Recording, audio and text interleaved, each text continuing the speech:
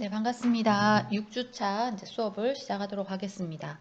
6주차는 저희가 대면 수업이 아니라 이제 비대면 수업을 하기로 했기 때문에 강의 3개 올릴 텐데요. 첫 시간은 우리 이자율 위험에 대해서 사례와 함께 용어 정리에 대해서 공부를 하고, 두 번째 영상에서는 우리 듀레이션에 대해서 공부를 하고, 세 번째 영상에서는 이제 실무에서 실제 이자율이 어느 정도인지, 그리고 각 나라가 이자율을 어떻게 관리하고 있는지, 이런 것들을 공부를 해보도록 하겠습니다.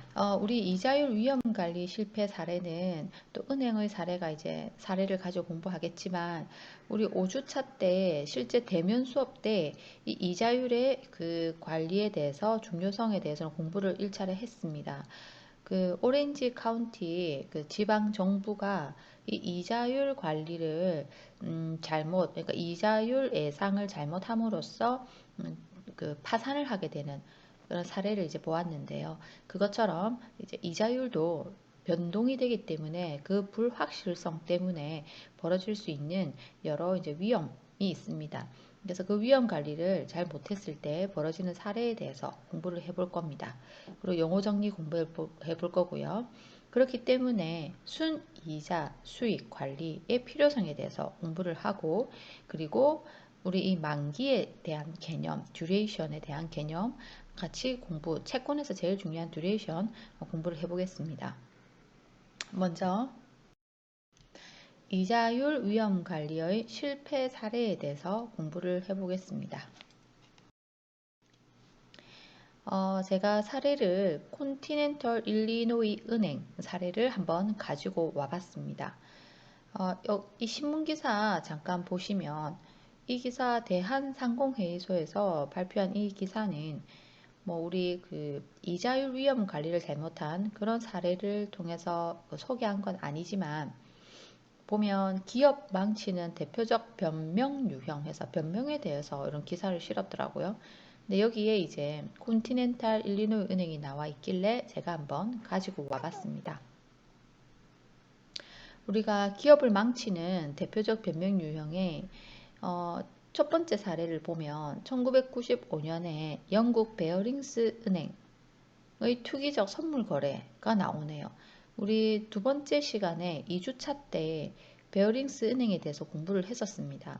그래서 우리가 왜 베어링스 은행이 어떠한 문제로 파산을 하게 되었는지 배웠는데, 여기에 보면 당시의 변명 유형이 조직을 위한 최선의 선택이었다, 이렇게 이제 발표를 했다고 하죠. 그게 조직을 위한 최선의 선택이었는지 한번 생각해 볼 수 있죠, 우리도. 두 번째 사례 보시면 1976년에 콘티넨탈 일리노이 은행의 무리한 대출 감행이라고 되어 있습니다. 근데 이제 그들이 말하기에는 현행법에 저촉 안 된다, 우리는 법 테두리 안에서 일을 했을 뿐이다 라고 이제 얘기를 하고 있죠. 그렇지만 우리 금융권이 문제가 생기면 사실 정부의 어떤 지원이나 보조가 들어가거든요.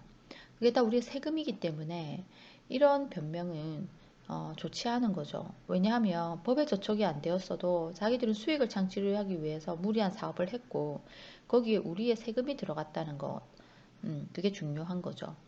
세 번째 보니까 1978년에 포드 자동차의 결함 많은 핀토 모델에 대한 리콜 외면, 변명 유형은 발각될 위험이 없다.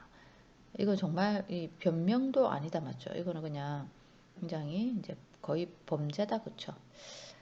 네 번째, 1985년 GE의 방위 계약 스캔들, 조직 차원에서 보호해 줄 것. 이런 문제점들이 있었네요.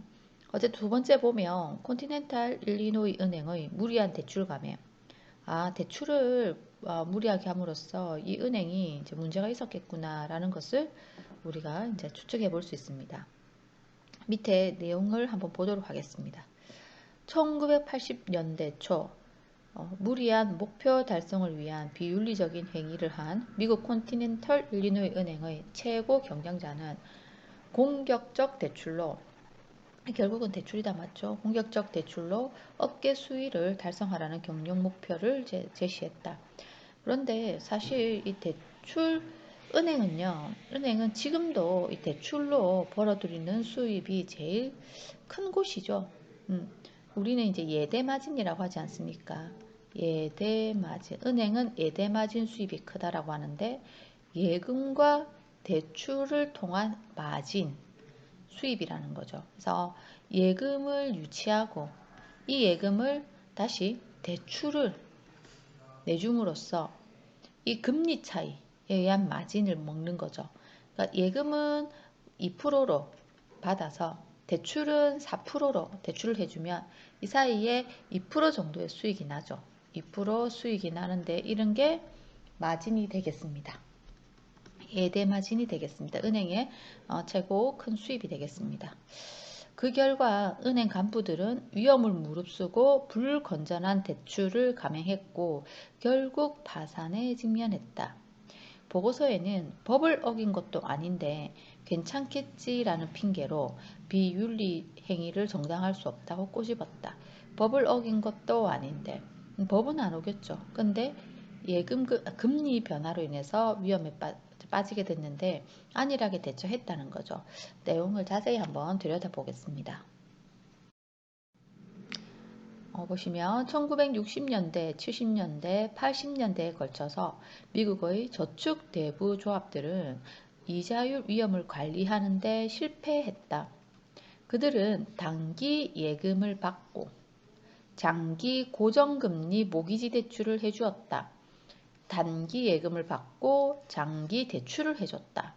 그 결과 그들은 1966년, 69년에서 70년, 74년의 이자율 상승, 그리고 79년, 82년의 살인적인 이자율 상승으로부터 큰 타격을 받았다.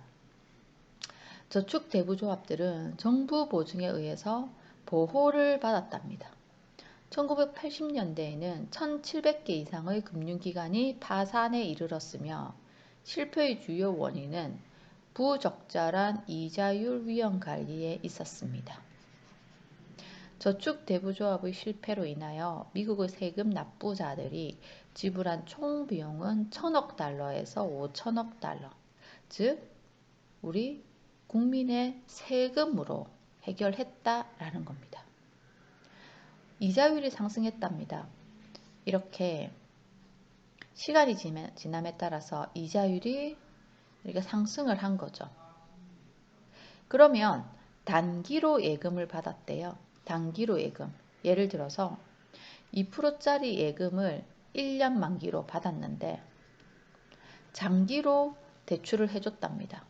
장기로 대출을 해줬다는 말은 5년 대출을 해줬는데 이때는 이제 이 금리 차이가 2%니까 대출을 4%에 해줬다고 해볼게요. 그러면 2%의 예금을 받아서 4%의 대출을 해줬으니까 2%의 이익이 났죠. 그런데 1년 뒤에 1년이 경과했습니다. 1년 경과했습니다. 그러면 또 이제 1년짜리 예금을 받아야 되는데 금리가 올라간 거예요. 그러니까 3%짜리 이제 예금을 받았습니다. 그리고 계속해서 이제 이건 5년짜리니까 아직도 4%죠. 그래도 아직 1%의 이익은 있다 맞죠? 근데 또 1년이 지났습니다. 또 1년이 경과하고 나서 1년 또 예금을 받았습니다. 이제는 시장금리가 올라가서 4%는 줘야 예금을 맡기로 사람들이 옵니다. 근데 우리는 대출 4%에 해줬죠. 그러니까 이제는 마진이 수익이 없다. 그 다음에 또 1년 경과했습니다. 이제는 또 1년짜리 예금을 받아야 되는데 시장금리가 이제 5%가 된 거예요. 그 5%를 줘야 돈이 들어오는 거예요. 근데 빌려준 데 대해서 대출해서 들어오는 이자는 4%. 이제는 마이너스 1% 손해를 보기 시작합니다. 또 1년이 경과했습니다. 1년짜리 예금을 받아야 되는데 이제 6% 이자를 줘야 됩니다. 그렇지만 우리가 받을 수 있는 이자는 5년 계약을 해놨기 때문에 그대로 4%밖에 받지 못합니다. 여기서 2%의 손실이 발생합니다. 그게 1년, 2년, 3년, 4년, 5년이 경과하게 되고 끝내는 손실이 발생하는 마이너스 2% 손실이 발생하는 그런 상황이 되는 거죠. 제가 예를 들었지만 여기 보시면 살인적인 이자율 상승이라고 했습니다. 엄청난 이자율 상승을 했기 때문에 큰 손실을 보게 되고 결국은 이렇게 1700개 이상의 금융기관이 파산을 했다니까 엄청난 뭐 회사들이 많은 수가 파산을 이제 하게 되는 거죠. 예, 그거를 세금으로 다시 또 세금으로 다시 이런 사람들 이런 금융회사를 보조를 해줬다는 게 문제가 된다는 거죠. 다음 페이지 보겠습니다.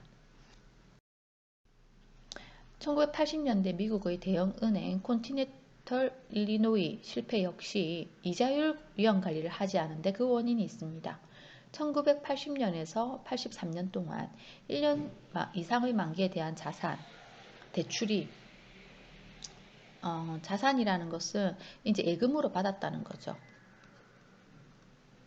1년 이상의 만기에 대한 자산이 70억 달러에서 80억 달러인 반면에 1년 이상 만기의 부채, 즉 예금이 죄송합니다. 이게 이제 즉 예금이 들어왔고 자기들은 이게 이제 돈이 들어온 게 예금이고 자기들한테는 부채죠. 예, 그게 14억에서 25억 달러에 머물렀다. 예금은 14억 달러 받았는데 대출은 70억 달러나 해줬대요. 대출은 70억 달러나 해줬다고 합니다.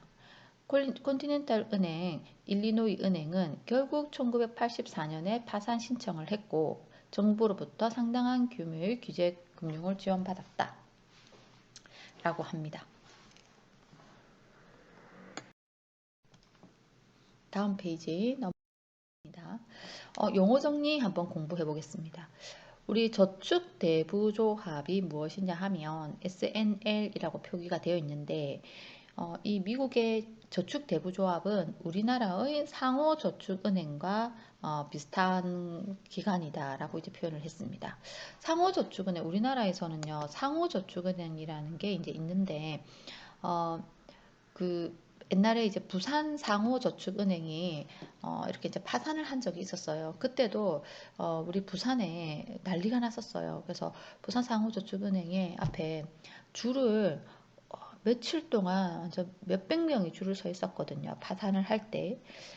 이렇게 이제 상호저축은행이 파산을 할 수도 있죠. 우리 뭐 큰 은행이 파산을 할 수도 있잖아요. 저축대부조합이란 우리나라의 상호저축은행 같은 곳이다 라고 이제 되어 있어요.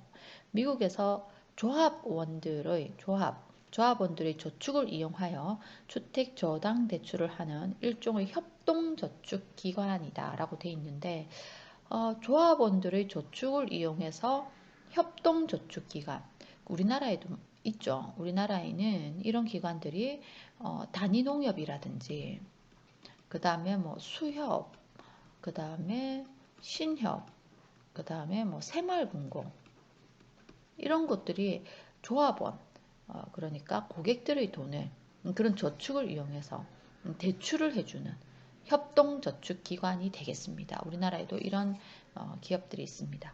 근본적인 목적은 조합원들의 주택 매입 또는 주택 수리 비용을 제공하기 위해서 이제 만들어진 그런 기관이라는 거죠. 동조합의 자금은 대부분 주택 저당 대출에 이제 운영이 됐고 특히 조합원에게 우선 대출이 됩니다. 운영 결과 생긴 순수익은 주주들에게 배당합니다. 그리고 저축 예금 가입자에게는 예금에 대한 이자로 지급됩니다. 그래서 조합원들이 저축을 하고 또 이 저축한 돈을 조합원들에게 대출을 해주고 그 다음에 여기서 수익이 나면 또 배당도 해주고 이렇게 좋은 의도로 이제 생긴 그런 이제 기관입니다. 그렇지만 이게 잘못된 저축과 이런 대출의 이자율 관리를 잘못함으로써 이렇게 파산을 할 수도 있는 거죠. 또 우리나라에도 그렇게 다음은 이제 이자율 위험에 대해서 용어 공부를 해보도록 하겠습니다. 채권 투자의 경우 금리 변동에 따른 위험에는 채권 가격 위험과 재투자 위험이 있다라고 했습니다. 금리가 변동함으로써 따르는 위험에는 채권 가격 위험, 재투자 위험이 있다. 가격 변동 위험은 이자율 변동으로 인해서 채권 가격이 변동하게 되는 위험이다. 재투자 위험은 이자율 변동에 따라 쿠폰의 재투자 수익률이 변동하게 될 위험이다. 설명을 드리면 가격 변동 위험부터 설명을 드려보겠습니다. 채권은 가격 변동 위험이 있습니다. 주식은요? 주식도 가격 변동 위험이 있죠. 예. 채권도 있다는 거예요. 채권은요? 채권은 우리가 회사에서 발행하면 회사채, 나라에서 발행하면 국채, 이렇게 다양한 기관에서 채권을 발행할 수가 있습니다. 그러면 예를 들어서 회사채를 예를 들어 보겠습니다. 회사에서 처음에 5년 만기 돈을 빌리고 싶다. 그래서 채권을 발행합니다. 5년 만기 이자는 예를 들어서 3% 채권을 발행합니다. 그런데 이 당시에 발행할 당시에 시장금리가 2%인 겁니다. 그러니까 투자자들은 시장금리가 2%인데 이 채권은 3%니까 3% 이자를 주니까 사겠죠. 그래서 투자를 합니다. 그런데 시장금리가 1년 후에 4%가 되었습니다. 그러니까 이 사람은 지금 시장금리가 4%인데 본인이 산 채권은 계속해서 3% 이자를 받고 있으니까 좋지 않죠. 그래서 안 좋다. 그래서 이 사람은 이 채권을 팔기로 합니다. 채권을 매도를 하려고 합니다. 그런데 본인이 이 채권을 10,000원에 샀다라고 해볼게요. 근데 지금 시장에서 4% 이자 주는 채권도 10,000원인데 3% 이자 주는 채권이 10,000원에 팔릴까요? 안 팔립니다. 그러니까 이거를 9,000원에 팝니다. 결국은 가격이 바뀌었습니다. 이자가 시장의 이자가 바뀌니까 나의 채권의 가격이 바뀌었다는 겁니다. 채권의 가격이 떨어졌습니다. 시장의 이자율이 올라가니까 나의 채권의 가격은 떨어졌습니다. 그래서 금리가 변동되자 나의 채권의 가격 변동 위험이 발생을 하게 된 겁니다. 이게 바로 가격 변동 위험입니다. 채권 가격 위험이라는 거죠. 그럼 두 번째, 재투자 위험은 뭐냐? 재투자 위험은 이자율 변동에 따라 쿠폰의 재투자 수익률이 변동하게 될 위험입니다. 이건 뭐냐면 회사 처음 발행했던 이 회사 채권요. 이 채권의 예를 계속해서 들어보겠습니다. 이 채권은 5년에 3% 이자를 주기로 했습니다. 그렇지만 이 3% 이자를 만기 때 한 번에 주는 게 아니라 중간중간 줍니다. 특히 대부분은 이표채라는 건데 이표채는요 이자가 분기마다 나옵니다.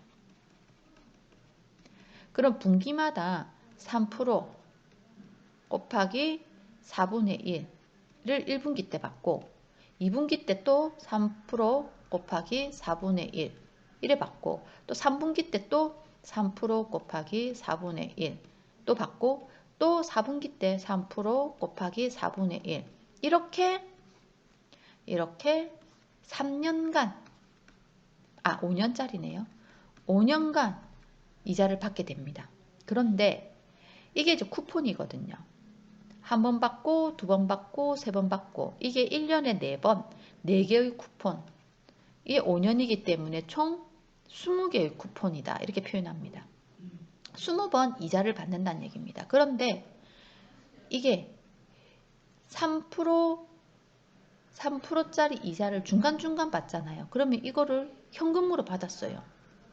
그럼 이 현금 받은 걸 어떻게 해야 됩니까? 또 재투자해야 된다는 거예요. 재투자를 해야 되는데 이 앞선 사례처럼 금리가 올라가면 재투자할 때 좋죠. 3% 이자로 받은 현금을 받은 돈을 다시 4%의 투자를 다시 하면 되니까 이거는 좋은 케이스입니다. 그런데 만약에 이 이자율이 떨어졌다라면, 그러면 이때 쿠폰으로 현금 받은 이 그 이자를 다시 재투자할 때 4%가 아니라 시장이 만약에 2% 금리로 바뀌었다면 2%에 다시 재투자해야 되는 이 위험. 중간에 이자를 받아서 그거를 재투자해야 되는데 그 재투자할 때 시장 이율이 너무 안 좋으면 별로 좋은 선택이 이제 없잖아요. 그래서 재투자 위험이 있다. 이게 이제 이자율 위험입니다. 채권의 경우. 그래서 요약하면 채권을 투자할 때는 두 가지 위험이 있다. 채권 가격이 변동될 위험과 이자를 받았는데 중간중간 그것을 또 좋은 투자처에 투자를 해야 되는데 그렇지 못할 위험, 이 두 가지 위험이 있다라는 게 이자율 위험이 되겠습니다. 개념을 이해를 해 두셔야겠죠. 왜냐하면 이자율 위험에 있어서 채권의 경우 이자율 위험이 발생하는데 이 두 가지 위험이 주 위험, 제일 중요한 위험이고 또 중요한 개념이니까 여러분들 이 개념을 꼭 이제 이해를 해 두시기 바랍니다. 다음 넘어가겠습니다. 순이자 수익의 관리에 대해서 이제 공부를 해보겠습니다. 우리 이자율 위험에 대해서 용어 정리와 사례를 봤는데 그러면 이게 실제 이 수익이 어떻게 변동되는지 한번 보도록 할 텐데 은행의 순이자 수익은 자금 조달을 위해 지불한 이자를 초과하는 이자 수익이다 라고 했습니다. 뭐냐 하면 내가 돈을 빌릴 때 내는 이자 그리고 돈을 빌려주고 받는 이자 차익을 먹는 거다. 은행의 순이자 수익은 제가 조금 전에 설명드렸죠. 대 마진을 말하고 있는 겁니다. 지금 순이자 수익이 일정한 수준으로 유지되도록 하는 것이 은행의 역할입니다. 은행의 수익입니다. 이게 은행에서 사용하는 자산 부채 종합관리의 역할이다. 이거 마진 관리를 잘해야 된다 이 말입니다. 그래서 향후의 미래에 이자율이 올라갈지 떨어질지 잘 예상해서 이 관리를 에대 마진 관리를 잘해야 된다. 이게 순이자 수익의 관리 용어입니다. 그러면 은행의 순이자 수익의 변동은 어떻게 발생할까? 사례를 통해서 보도록 하겠습니다. 어떤 은행이 소비자에게 1년 만기, 5년 만기 예금금리를 제시하고 동시에 1년 만기, 5년 만기 모기지 대출 금액을 제시합니다.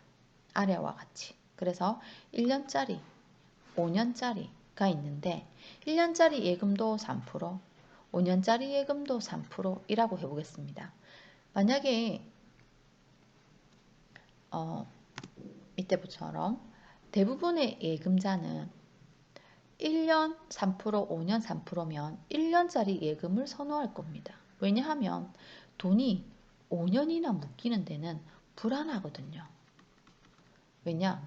내가 이 돈을 중간에 써야 될 수도 있는데 만기를 못 채우면 이 이자 안 주거든요. 원래 만기까지 가져가야 이 이자를 줍니다.